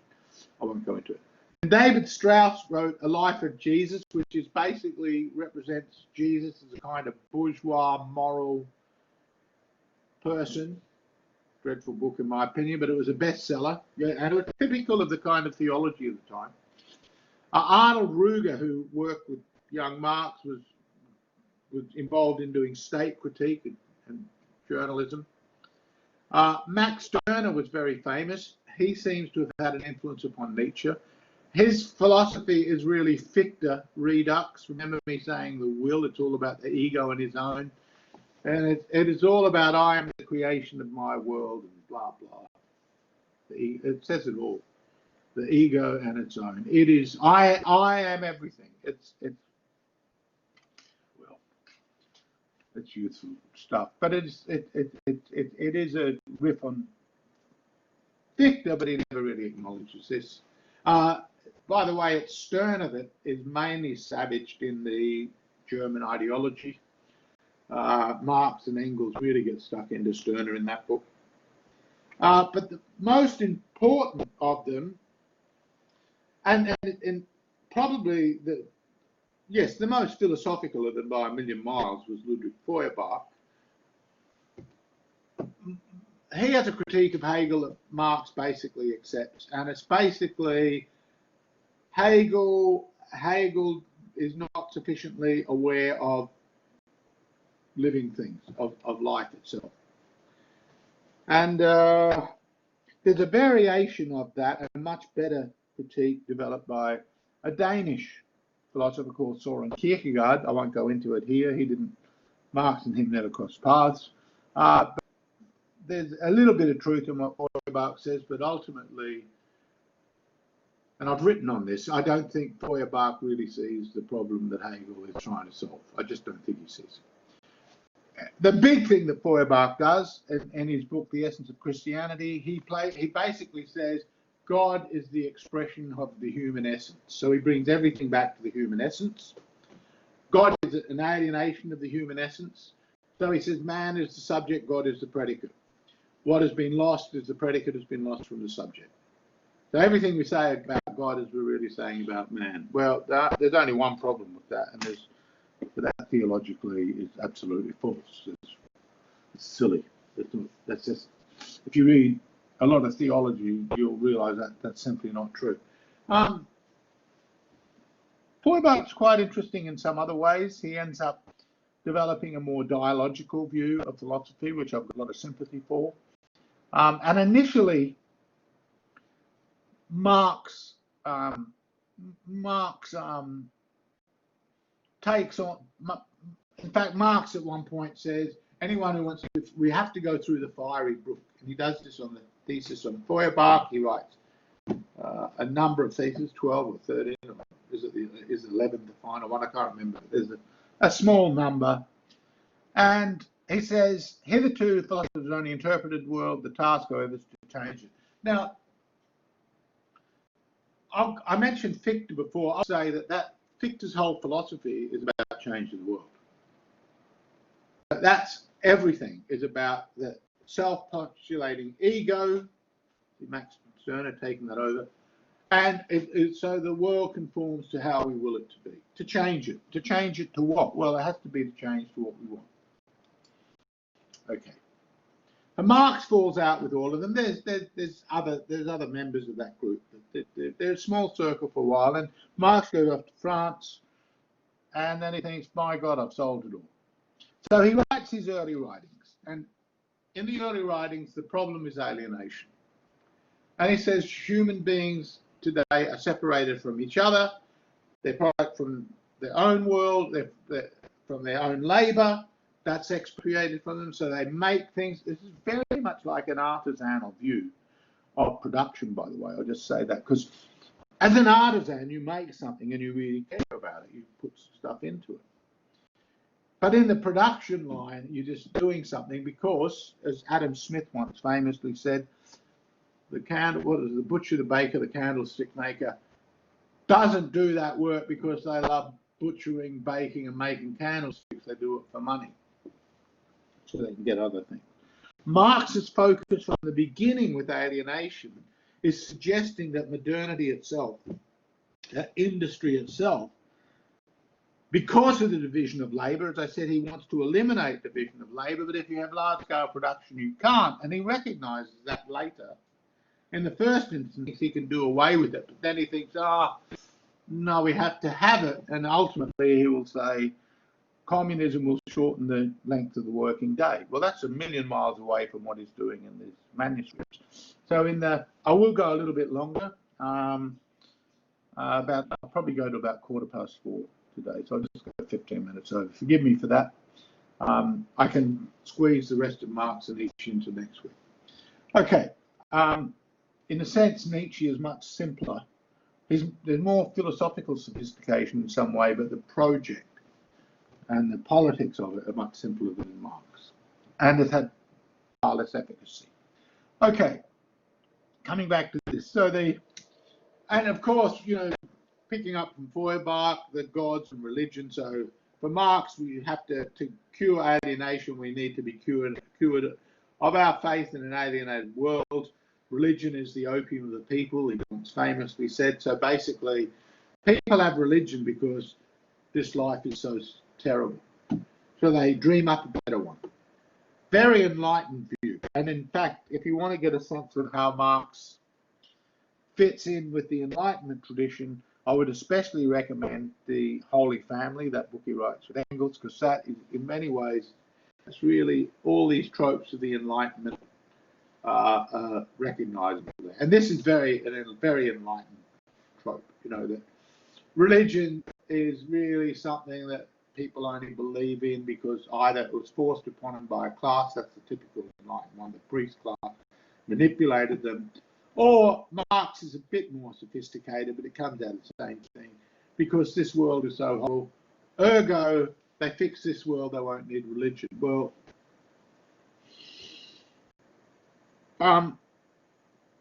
again, that's a psychological judgment. I don't believe that's true, and one of the reasons I don't believe it's true is because all sorts of wealthy people have believed in religion and still do. Right? It's death. It's the reality of death that plays a central part in religion. And when we talk about religion, again, Marx talks about in a very superficial, even the use of the word is, if you put any anthropological pressure, or not pressure, but if you look at the word religion in a more anthropological and historical, rather than a simply post-Reformation, post-secular French Revolution Enlightenment way of looking at religion, you say religion is something ubiquitous to the species until modern times. A very small group of philosophers, you could say, weren't religious. But religion is just, so how is that possible? And this is not an answer at all. It's just not an answer. It's not even a bad answer. It's just not an answer because it doesn't factor in death, and it's not a serious examination of the anthropological character, the features of religion. It's just something dashed off, and Marx does this all the time. He dashes off stuff that is really just a set of propositions that sounds like it could be true and then never comes back to explore. Okay, coming back to alienation. The root, though, he writes in these manuscripts, is that the source of alienation is division of labour. The beginning of the division of labour is private property. Okay, that's private property. The problem that he's faced with is that the division of labour also leads to large-scale industry. The creation of large-scale industry creates capacities and opportunities that simply aren't available in the world prior to there being a division of labour. But there is a big cost with the division of labour. That is definitely true. And I might even go so far as to say, to some extent, he's right, that there is a kind of alienation that is going on. That we are increasingly abstracted from the processes of life participation. That's true. We are abstracted from that. And in that sense, there's a kind of disjuncture and alienation. And this may lead to all manner of psychological problems. On the other hand, because of that division of labour, we're able to have communication systems, technological systems, administrative systems, which remember Descartes, he dreamt of a world in which burdens of labour would be alleviated through the application of modern science. That is the Cartesian dream within which we live. It has nightmarish aspects and moments, but for many, many people in the world, it's also delivered. There might be a question of moral character to that, but you've got to remember Marx's theory is explicitly amoral. He doesn't believe that morality solves anything, and yet he does push all triggers that try to get you morally on side, to see the poverty and impoverishment and thwarting. But ultimately, the theory has to be extra moral because it's a claim about observation about laws of nature. And this becomes increasingly so after he's written the Communist Manifesto and as he settles down to the big theory in capitalism. And it's in France, he says, communism is a solution to the riddle of history. Now, at the same time, he writes a critique in which, now Marx's theory, at one stage Marx says this, right? And this is relevant to that. this quote here. Marx says that the theory he came up with, and you can see it in terms of he lived in Germany, he lived in France, and he lived in Great Britain. The theory he's come up with is so outrageous. Sorry, I'm laughing, but it's just outrageous. But okay, the theory he's come up with is based upon the most advanced philosophical nation, the most advanced political nation, and the most advanced nation in political economy. That is Great Britain in terms of political economy, France in terms of politics, and Germany in terms of the intelligence. But at the same time, what he's also saying, and he's saying it here, and he says it in the German ideology, is the German intellectual advancement. Can you hear Fichte in that? Remember what I said about Fichte? I certainly can. The German intellectual advancement is partly possible because the Germans have compensated by building an abstract world because of the lack of their industrialized development. So that's how they've compensated. This has led them to be more philosophical. France, for some reason, is more politically developed because they come up with the idea of socialism and communism. And Great Britain is more politically, economically developed. Now, at the same time, Marx also argues, and this is going to be central to his theory of political economy, this is what he calls historical materialism, that the economic base, the economy provides the material conditions of life, are what we call the economic base or socio-economic relations. That's where the real reality is. Everything else that occurs, law, politics, philosophy, is just ideology. Fix up the base and you fix up the other thing. And that's what the whole program is devoted to. How then can you justify bringing in underdeveloped Germany? And why Germany? Why not go to the most physically undeveloped place in the world and check out their philosophers? Well, they haven't done much philosophy. Well, why is philosophy important? Where did you get that from?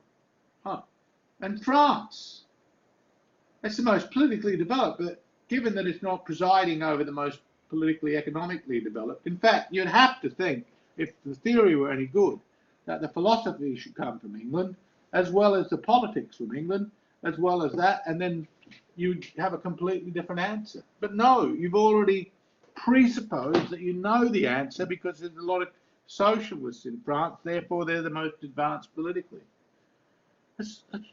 And you've been in France, you were in Germany, and you've been in the United Kingdom. But you haven't been, Great Britain, but you haven't been in South Africa, you haven't been in God knows where, you haven't been in China. Where are you getting this from? This is supposed to be a universal theory, which you've then somehow justified on the basis of regionality, which is also on the basis of the different histories of these different locations. You've ignored other histories, except where you can fit them into your schema, which comes out of this. It's completely,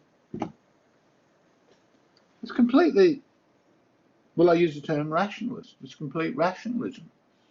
There's absolutely nothing compelling about it. And again, I can see Marx is blustering and flustering because I've had plenty to do with him. And at one stage, I confessed that I even thought Marx was right on something. And now, the more I think about it, the more I'm dealing with the fact that I was mad. It was only short time. This is all mad. Okay, so read this about German emancipation and notice the role. Notice the rationalism here, and it's basically this: because one class has been so oppressed, the overcoming of its oppression means that creates the conditions in which everyone must be emancipated. Well, you can believe that, but And here's the problem too, is there's all sorts of human sufferings, but you've just related to a certain kind of suffering, and you put all your eggs in that basket. And of course, issues of race and gender, which would all come out later and in many ways tie into this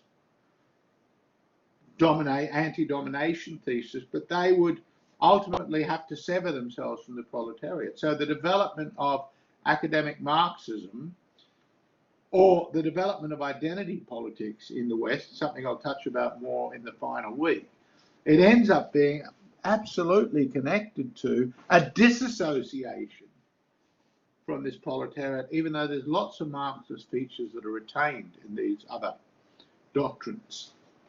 Okay, you can look at this, but this is kind of, to me, this is philosophical hocus pocus.